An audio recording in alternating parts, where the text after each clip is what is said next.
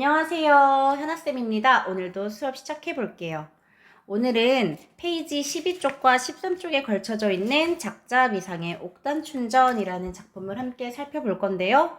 제목만 봐도 아시겠지만 고전소설입니다. 고전 산문이에요. 이 옥단춘전은요, 선생님이 고등학교를 다닐 때도 참 국어 선생님들께서 중요한 작품이야 라고 강조하시면서 수업을 해주셨던 기억이 있는데요. 이렇게 10년이 지났지만 여전히 여러분들 기출문제에 나오고 문제집에 많이 나오는 걸 보면은 여전히 중요한 작품인 것 같고요. 앞으로도 중요한 작품일 것 같다는 생각이 듭니다. 선생님 예측하건대 이게 한번 기출문제에 나왔기 때문에 크게 수능이 나올 것 같지는 않아요. 하지만 수능에 나올 것 같진 않지만 이것과 비슷한 작품이 굉장히 많기 때문에 한번 제대로 이 작품을 공부해두면 그 이후에 어떤 비슷한 작품을 만나더라도 여러분들이 좀 손쉽게 풀 수가 있겠죠. 자, 이 옥단춘전 다른 독서 지문이나 시 아니면 수필 이런 것들과 비교했을 때 어렵지 않아요. 그냥 한 편의 재밌는 이야기를 읽는 느낌이 드셨을 거예요. 이제 중요한 작품인 거에 비해서 여기에 많이 실리지는 않았죠? 문제를 푸는 데는 지장은 없었겠지만 그래도 선생님이 수업을 하는 김에 전체적인 줄거리를 좀 들려드리려고 합니다. 일단 이 옥단춘전은요, 이현룡이랑 김진이라는 두 인물의 서사가 중심이 되다가 나중에 위기에 빠진 이현룡을 옥단춘이라는 기생이 도와주다가 그리고 나중에 반동인물 악역을 처리하고 옥단춘과 이현룡이 사랑에 빠져서 오래오래 행복하게 살았다라는 게 큰 줄거리긴 한데요. 자, 여기 이분이 이현룡입니다. 그리고 이분이 김진이입니다. 자, 이 둘은 지금 이 사진이랑 관계없이 어렸을 때부터 친구였어요. 어렸을 때부터 같이 공부하고 노는 관계였는데 김진이는 과거 급제해요. 그래서 평양 감사가 됩니다. 성공했죠? 굉장히 권력과 부와 명예가 뒤따르는 직책이에요. 그에 비해서 우리의 주인공 이현룡은 집안이 쫄딱 망해요. 먹을 것도 없고 가족들도 뿔뿔이 흩어집니다. 너무 가난하다 보니까 이현룡이 김진이를 찾아가요. 그래서 도움을 요청합니다. 그런데 선생님이 이 김진이 역할에 이 사람 사진 찾아온 거 보면 아시겠지만 착한 인물 같진 않죠? 근데 이 김진이가 도움을 요청하러 먼 길을 온 이현룡을 배반합니다. 어떻게 배반하냐면 모른 척 하다가 나중에는 이현룡을 죽이려고 해요. 막 이현룡을 때려가지고 정신 못 차리게 만든 다음에 그 마을에 사공을 불러서 이 이현룡을 배에 태워서 깊은 강물에 빠져 죽여라. 이렇게 지시를 내립니다. 자, 한편 그 평양에 아주 아름답고 야무진 기생이 있었어요. 그 기생은 옥단춘이라는 인물인데요. 이 김진이는 평상시에 옥단춘의 아름다움에 빠져서 너 내 수청을 들어라. 수청을 들 것을 요구합니다. 그런데 옥단춘은 계속 그것을 거절하고 있는 상황이었어요. 당연히 그러다 보니까 김진이가 약간 옥단춘에게 약간의 앙심을 품었겠죠. 자, 그런 옥단춘이라는 인물이 무엇을 목격하냐면 이 김진이가 이현룡을 죽이려고 사공을 시켜서 배에 태워서 강물에 빠뜨리려고 하는 그 장면을 목격해요. 근데 옥단춘이 보니까 참 이현룡이 안 돼 보였거든요. 그래서 사공들을 불러서 내가 너희들에게 이 돈을 줄 테니 이 선비를 구해줘라 하고서 이현룡을 살려줍니다. 도움을 제공해요. 그리고 살려준 것뿐만 아니라 이 선비에게 먹을 것도 제공하고 집도 제공하고 공부할 수 있게끔 환경을 조성해줍니다. 그래서 이현룡이랑 이 옥단춘이랑은 서로 쌍방향 사랑이 싹 터요. 자, 이현룡은 이렇게 열심히 공부해서 결국에 과거에 급제하게 됩니다. 그래서 이현룡은 암행어사라는 직책을 갖게 돼요. 자, 암행어사는 탐관오리, 부정부패를 저지르는 탐관오리를 처단하는 역할을 하는 사람이잖아요. 그래서 이 암행어사가 된 이현룡이 그래, 신의를 배반하고 나를 옛날에 죽이려고 했던 이 김진이를 찾아가서 내가 처단해야겠다라는 마음을 먹습니다. 그런데 이 이현룡이 옥단춘에게도 자기가 과거 급제에서 암행어사가 됐다라는 이야기를 밝히진 않아요. 그걸 숨긴 채로 마을로 돌아옵니다. 아무래도 뭐 보안 유지가 필요했나 봐요. 자, 그런데 이 김진희가 암행어사가 되어서 돌아온 이현룡을 알아보지 못합니다. 왜 알아보지 못했겠어요? 자기는 죽었다고 생각했어요. 이현룡이. 사공을 시켜서 물에 빠뜨리라고 했었잖아요. 그래서 죽었다고 생각했으니까 이현룡이 와도 처음엔 알아보지 못하다가 나중에는 저거 귀신 아니냐? 이런 얘기를 합니다. 그리고 이현룡이 귀신이 아니라 진짜 사람으로 돌아왔다는 것을 알게 되자 이게 어떻게 된 일이냐 하고 막 사공을 불러요. 그리고 사공들이 이실직고 하니까 옥단춘이 당연히 끌려오겠죠. 그래서 옥단춘을 죽이려고 할 때 이 이현룡이 암행어사 출두요 해서 이 평양감사 김진희를 죽이지는 않고요. 파직시키고 이 옥단춘과 행복하게 해피엔딩을 맞습니다. 자, 그래서 이 소설을 들으시면서 줄거리를 대략적으로 들으시면서 여러분들이 머릿속에 휙 하고 스치는 또 다른 소설이 하나 있을 거예요. 약간 춘향전과 비슷하지 않나요? 네, 뭐 이현룡 이런 이름도 그렇고 여기에 춘자 들어가는 것도 그렇고 춘향전이랑 굉장히 비슷하죠? 옥단춘전은요, 이 춘향전의 아류작이라고 평가받기도 하는데요. 당시 조선 후기에 춘향전이 워낙 유명한 소설로서 유행을 타다 보니까 비슷한 계열의 소설이 우후죽순으로 생겨났거든요. 그러한 소설들 중에 하나입니다. 그래서 옥단춘전을 알면 춘향전의 수많은 아류작들 대부분 그런 것들을 통합해서 여러분들이 나중에 이해하실 수가 있을 거예요. 자, 그래서 이 옥단춘전은요, 애정소설이고요. 애정소설과 동시에 권선징악을 주제로 하고요. 그리고 옥단춘이 이현룡을 믿어줬잖아요. 신의가 있었죠. 반대로 김진희는 도움 요청한 것을 배반했으므로 신의가 없었죠. 그래서 신의를 강조하는 소설이기도 합니다. 그래서 이 키워드 애정소설, 권선징악, 그리고 신의의 중요성 이 세 가지의 키워드를 중심으로 소설을 읽어보도록 할 건데요. 그 전에 문제도 살펴볼게요. 자, 34번 윗글에 대한 설명으로 적절하지 않은 것은 선지 한번 훑어보시면서 여러분들이 어떤 걸 찾아내야 될지 미리 익히셨겠지만 선생님이 고전 소설, 고전 산문을 볼 때 특히 중요한 것 두 가지만 알려드릴게요. 자, 해학성, 그 다음에 서술자 개입입니다.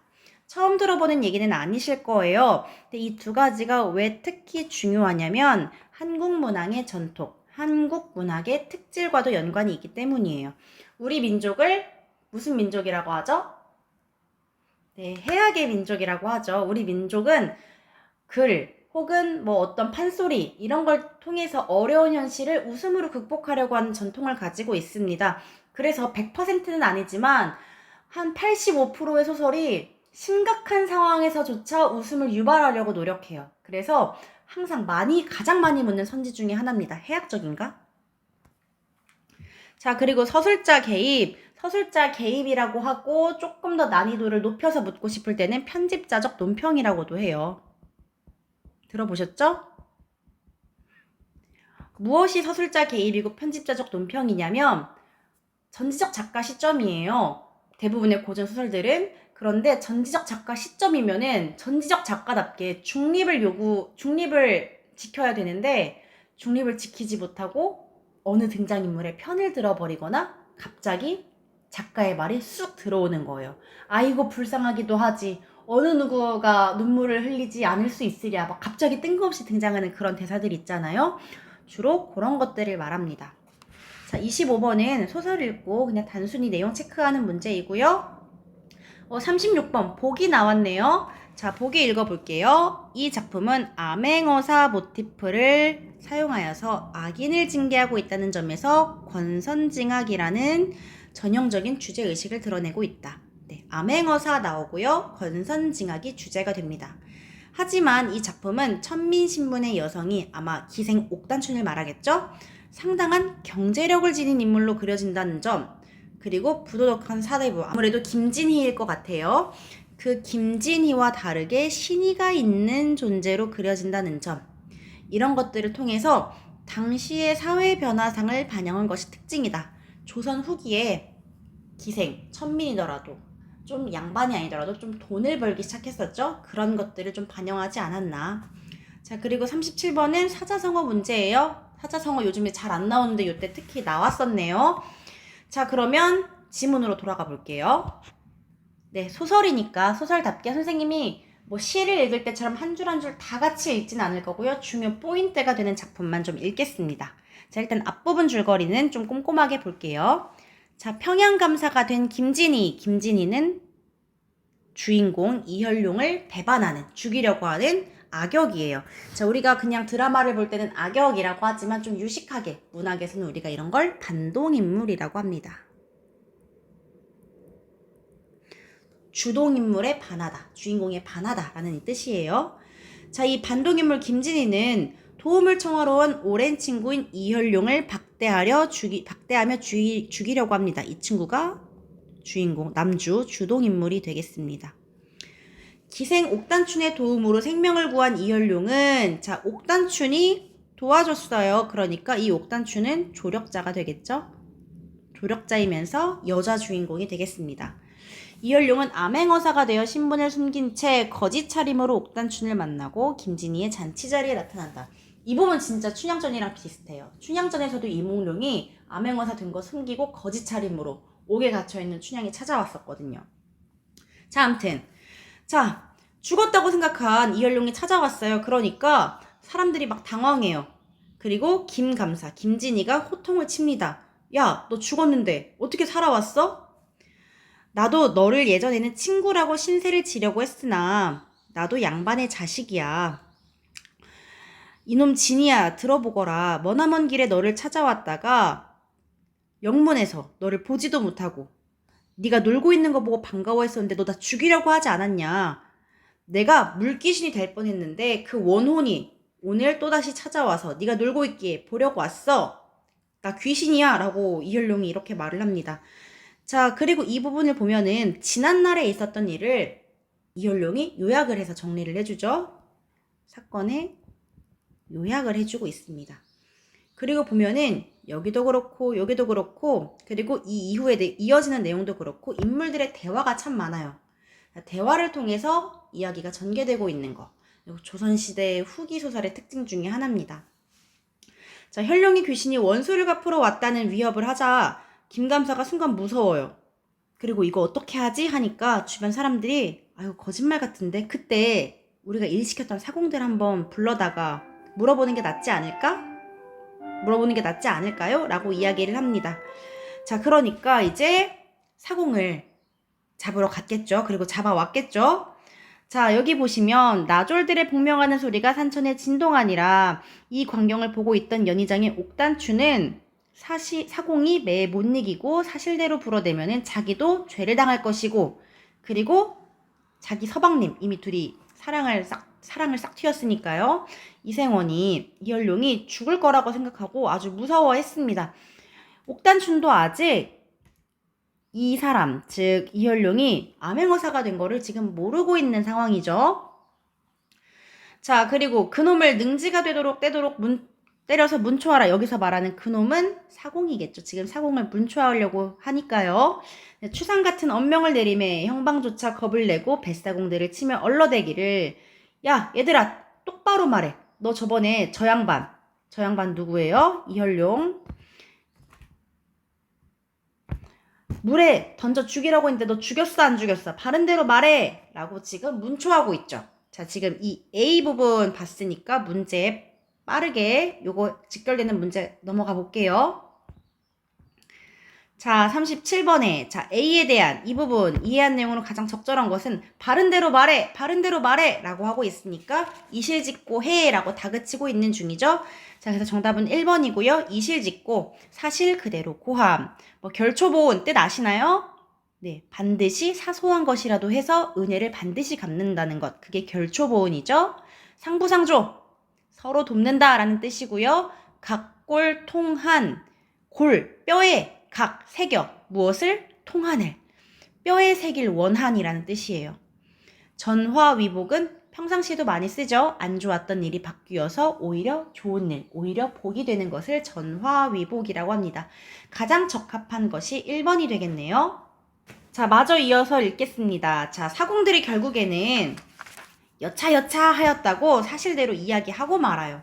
그런데 여러분, 우리가 일상생활에서 너 바른 대로 말해 했을 때 여차 했습니다 라고 말하는 사람이 얼마나 돼요? 이거는 소설이니까, 그것도 고전 소설이니까 쓸 수 있는 기법이죠. 이거는 사실을 정말 단순하게 요약하려는 서술자의 의도입니다. 사건을 간략하게 요약 전달하려는 의도.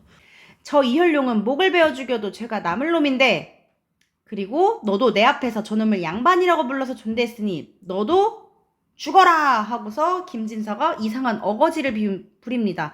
지금 저놈을 양반이라고 불러서 존대한 사람은 누구야? 이 양반이라고 말했던 나졸, 형방이죠. 그리고 갑자기 그 화가 옥단춘에게도 끼칩니다. 요망스러운, 내 수청을 거절했던 요망스러운 기생년 옥단춘을 잡아와라. 그래서 옥단춘을 잡아 내려 끕니다. 그리고 무릎 꿇려져요. 그런데 이제 옥단춘은 벌벌 떨면서 이현룡을 돌아보고, 이보시오, 이것이 웬일이오? 내가 그처럼 집을 보고 있으라고 신신당부했는데 정말 귀신이 되려고 왔어? 왜 왔어? 내가 가지고 있는 돈만 해도 너 호의호식하면서 지낼 텐데 너 이게 무슨 일이야? 우리 그냥 행복하게 살려고 했잖아. 아이고 원통해라 라는 말을 합니다.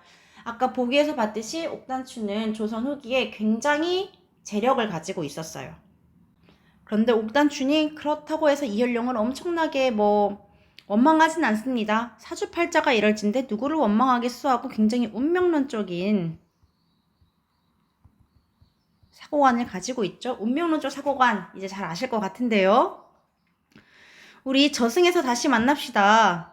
100년 뒤에 다시 살아봅시다. 이마 저승에서 만나자고 빌어봐도 지금 한번 죽어지면 모든 것이 허서로다. 지금 왔다 갔다 해요 정신이. 하며 통곡하는 옥단춘의 정상을 누가 아니 슬퍼하랴. 갑자기 여기 편집자가 서술자가 이렇게 등장해서 개입을 해버리죠. 이런 게 바로 서술자 개입이죠. 어려운 말로 편집자적 논평입니다.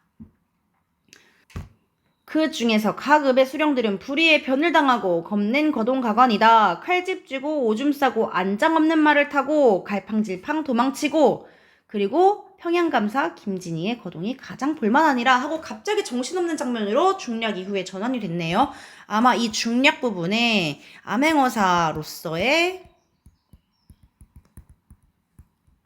이현룡의 활약이 있었나 봅니다. 그러니까 갑작스럽게 암행어사가 출두하니까 혼비백산에서 도망을 가는 장면이 여기서 이어지는 거겠죠.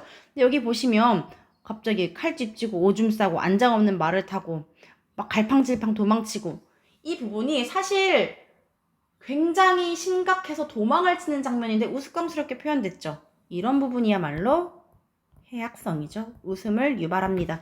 우리야 지금 워낙 자극적인 미디어에 많이 노출이 되어 있어서 이게 뭐가 웃겨 할 수도 있는데, 이때 당시에 사람들은 이런 이야기 들으면서 배를 잡고 깔깔 웃었을 것 같아요. 그리고 도망치던 김진사를 잡아듭니다. 그리고 너희들 들어라. 남의 마카에 있어서 관장이 악한 정사를 하면 바른 길로 권해야지. 그러지 않고 악한 짓을 권하니 무지한 백성들이 어찌 편히 살며 양반이 어찌 도의를 지킬 수 있겠느냐라고 하면서 이제 권선징악의 주제가 제대로 나오기 시작하죠. 너희들 매질에 사정두면 명령거역으로 죽을 줄 알아라 하고서 불기 60대씩 때려요. 그리고 김감사를 마지막으로 다스리면서 상투를 거머잡고 끌어내리면서 너 오늘부터 파직한다 라고 하고 여기서 마무리가 되네요. 이 이후의 내용이 또 있기는 해요. 그 둘이 옥단춘이랑 이현룡이랑 평생 100년을 해로하고 김진사는 도망가다가 벼락을 맞아 죽는 것으로 완벽한 권선징악으로 소설이 마무리가 됩니다. 네, 나머지 문제 빠르게 풀어볼게요. 자, 인물의 대화와 행동을 통해서 사건이 전개가 되고 있었죠. 오케이, 맞는 말. 자, 해학적인 거 있었고요. 그리고 인물의 말을 통하여 지난 사건을 요약적으로 전달해주는 부분. 첫 부분에 이현룡의 그 설명 부분, 그리고 사공의 여차저차 하는 그 부분들이 그랬죠. 자, 그리고 서술자의 개입 있었습니다. 외양 묘사를 통하여 인물의 성격 변화를 보여주고 있지는 않았어요. 자, 35번은 5번이 정답이고요. 나머지는 여러분들이 단순 내용 확인 문제니까 복습하면서 내용을 고쳐보시길 바라겠습니다. 자, 36번. 자, 이것도 정답만 찾을게요. 나머지 다 맞는 말이니까 끄덕끄덕 하면서 읽어보실 수 있을 것 같고요. 김감사의 영을 거역한 죄로 뱃사공이 문초를 당하는 것은 악인을 징계하는 것에 해당한다. 뱃사공은요, 악인이라고 볼 수 없죠. 사실 엑스트라죠. 그래서 정답은 2번이 되겠습니다. 어렵지 않은 지문이었고 문제도 난이도가 그렇게 높진 않았습니다. 자, 여러분 온라인 수업 기간 동안 영상 수업 보느라 고생 많으셨고요. 공부 복습 열심히 해와서 질문 많이 하시길 바라겠습니다. 다음 시간에 만나요. 안녕.